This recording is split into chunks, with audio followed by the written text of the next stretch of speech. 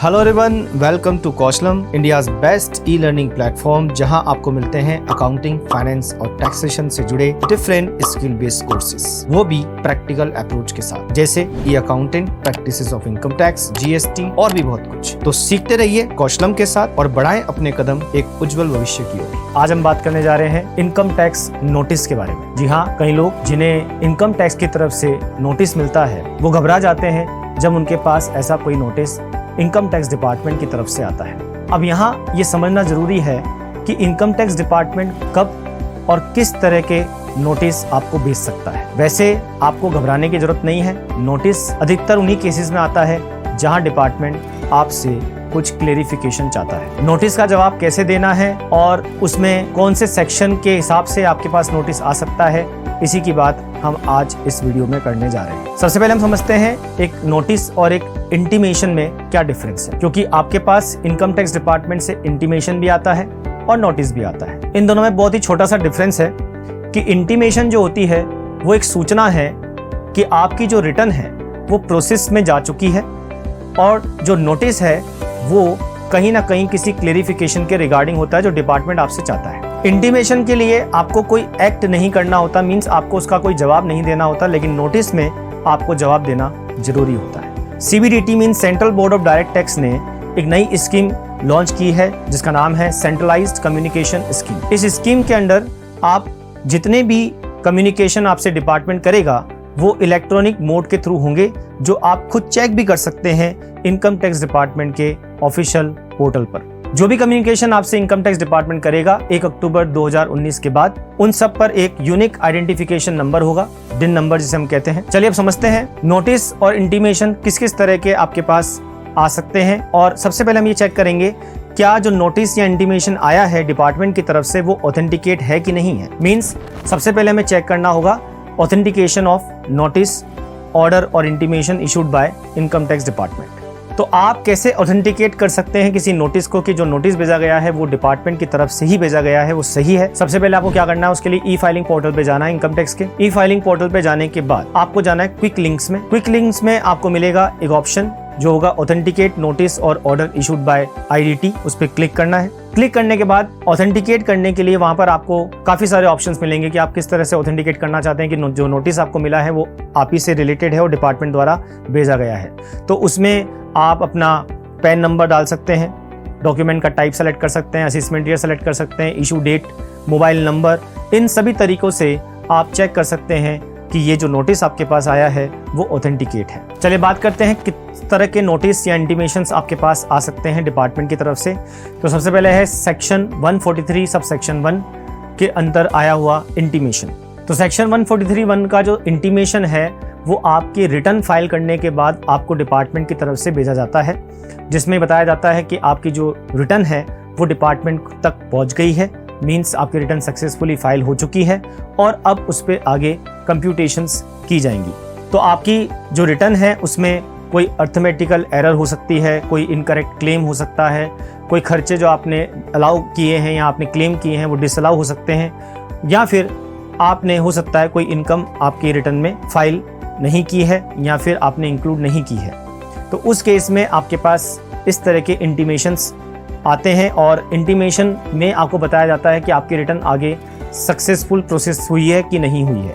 अगर आपकी return successful process हो गई है तो सीपीसी द्वारा मींस सेंट्रल प्रोसेसिंग सेंटर द्वारा आपको सेक्शन 143(1) में इंटीमेशन भेजा जाएगा। ये इंटीमेशन आपको भेजा जा सकता है जब आपकी कोई टैक्स लायबिलिटी बनती है जो आपको पे करनी है, कोई रिफंड अगर आपका बनता है तो वो उस इंटीमेशन में बताया जाएगा, और अगर कोई रिफंड या डिमांड आपकी नहीं बनती है या आपने कोई इस केस में कोई इनकम ज़्यादा या कम दिखाई है या कोई अमाउंट ऑफ लॉस आपका है तो उसका इंटीमेशन आपके पास सेक्शन 143(1) में भेजा जाएगा।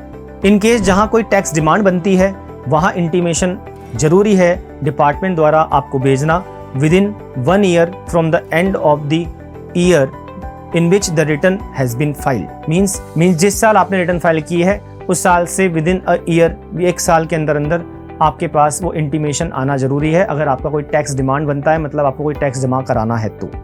एग्जाम्पल के तौर पर अगर आपने असेसमेंट ईयर 2021 की रिटर्न फाइल करी है 27 जुलाई 2021 को, तो आपके पास कभी भी इंटीमेशन इशू किया जा सकता है 31 मार्च 2023 से पहले मींस आपके रिलेवेंट असेसमेंट ईयर के एंड के बाद 1 साल तक आपके पास कभी भी इंटीमेशन भेजा जा सकता है। अब बात करते हैं सेक्शन 143(2) की, जहां आपके पास एक नोटिस आएगा, इंटीमेशन नहीं। सेक्शन 143(2) जहां आपको जो नोटिस भेजा जाता है डिपार्टमेंट द्वारा, वो तब भेजा जाता है जब आपने अपनी रिटर्न फाइल कर दी है और आपकी रिटर्न स्क्रूटनी के लिए पिक कर ली गई है। मतलब आपकी रिटर्न पर आगे डिपार्टमेंट कुछ जांच, आपके मींस आपके रिटर्न पर मींस आपकी द्वारा जो भरी गई रिटर्न है उसमें अब डिपार्टमेंट कुछ आपसे इंफॉर्मेशन मांग सकता है, उस पर आगे स्क्रूटनी की जा सकती है। स्क्रूटनी का मतलब है कि असेसिंग ऑफिसर ये अश्योर करना चाहता है कि आपने अपनी रिटर्न में जो इनकम दिखाई है वो इनकम अंडर स्टेटेड मींस कम नहीं दिखाई है।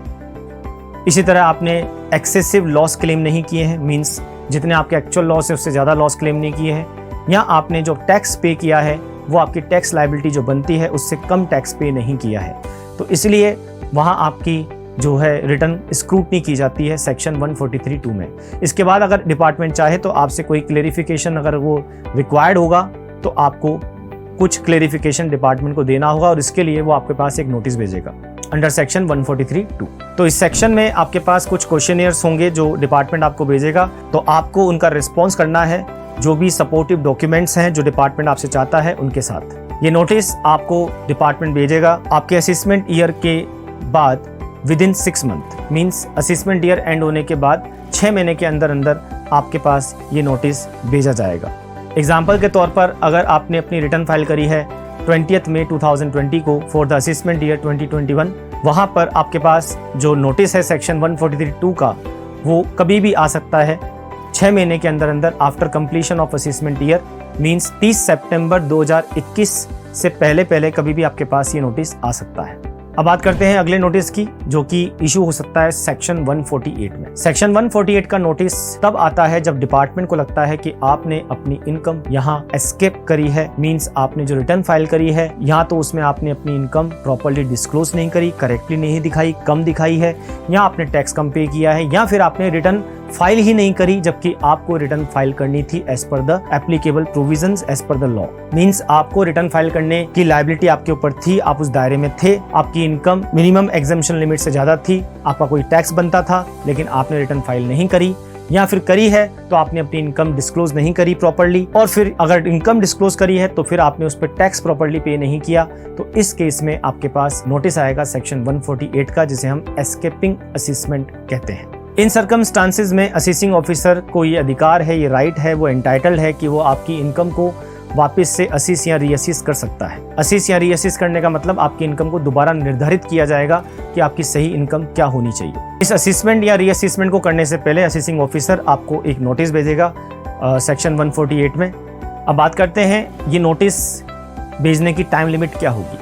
फाइनेंस एक्ट 2021 में अमेंडमेंट लाया गया और उस अमेंडमेंट के अकॉर्डिंग 1 अप्रैल 2021 से जो टाइम लिमिट होगी असेसिंग ऑफिसर जिसमें ये सेक्शन 148 में नोटिस भेज सकता है, आपका असेसमेंट दोबारा रीओपन कर सकता है, वो टाइम लिमिट है up to 3 years from the end of relevant assessment year in normal cases. मतलब जहाँ नॉर्मल स्पेशल केसेस नहीं है, नॉर्मल केसेस हैं, वहाँ रिलेवेंट असेसमेंट ईयर के खत्म होने के बाद 3 साल तक आपको ये नोटिस भेजा जा सकता है। स्पेशल केसेस की बात करें, स्पेशल केसेस मतलब जहाँ पर असेसिंग ऑफिसर के पास बहुत ही स्ट्रॉन्ग एविडेंस है कि आपकी जो इनकम है वो 50 लाख से ज़्यादा है और आपने अपनी इनकम पूरी तरह से डिस्क्लोज नहीं की है, वहाँ ये एक स्पेशल केस है, वहाँ असेसिंग ऑफिसर आपको नोटिस 3 साल के बाद भी भेज सकता है।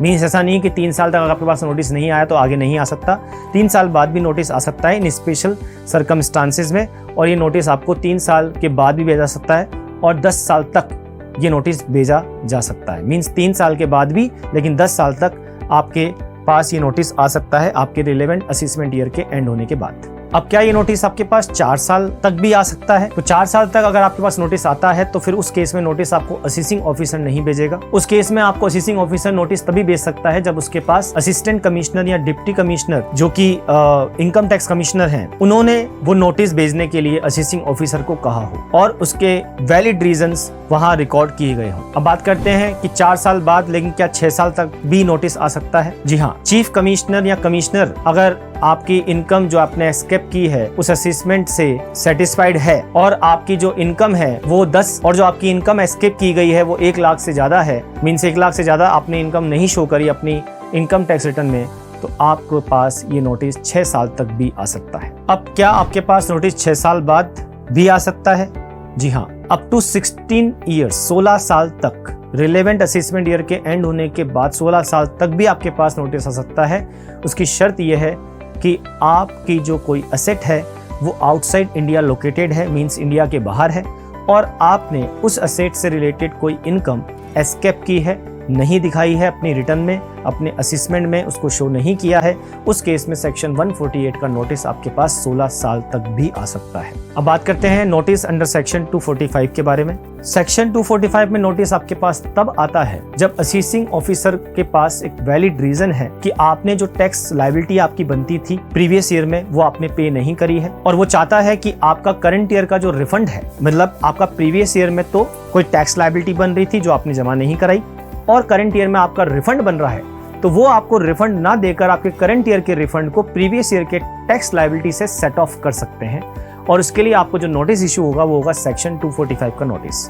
हालांकि ऐसा करने से पहले आपसे कंसेंट ली जाएगी, आपको प्रॉपर अपॉर्चुनिटी दी जाएगी, आपकी बात सुनी जाएगी। नोटिस आने के 30 दिन के अंदर आपको रिस्पॉन्स करना होगा। अगर आप रिस्पॉन्स नहीं करते हैं 30 दिन के अंदर, तो उस केस में असेसिंग ऑफिसर आपकी कंसेंट के बिना, मींस आपके रिस्पॉन्स नहीं करने को आपकी कंसेंट मान लेगा और आपके रिफंड को आपकी टैक्स लायबिलिटी से सेट ऑफ कर लेगा। अब बात करते हैं notice under section 142 sub section 1 की। ये नोटिस आपके पास 2 केसेस में आ सकता है। ये नोटिस आपके पास तब आता है जब एक केस आपने अपनी रिटर्न फाइल कर दी है, लेकिन असेसिंग ऑफिसर आपसे कुछ एडिशनल इंफॉर्मेशन या डॉक्यूमेंट्स रिक्वायर्ड करता है कि आप उसको दें, और दूसरा अगर आपने अपनी रिटर्न फाइल नहीं की है तो उस केस में असेसिंग ऑफिसर ये चाहता है, उसे लगता है कि आपकी इनकम मैक्सिमम एग्जम्पशन लिमिट से ज़्यादा है, या कोई और केस है जहां पर आपको रिटर्न फाइल करना जरूरी था लेकिन आपने रिटर्न फाइल नहीं करी है, तो वो आपको नोटिस भेजकर ये कहता है कि आप अपनी रिटर्न फाइल करें। अगर आप इस नोटिस के जवाब में कोई प्रॉपर एविडेंस नहीं देते हैं या आप इस नोटिस के जवाब में भी अपनी रिटर्न फाइल नहीं करते हैं, तो आपके ऊपर 10,000 रुपये तक की पेनल्टी लगाई जा सकती है,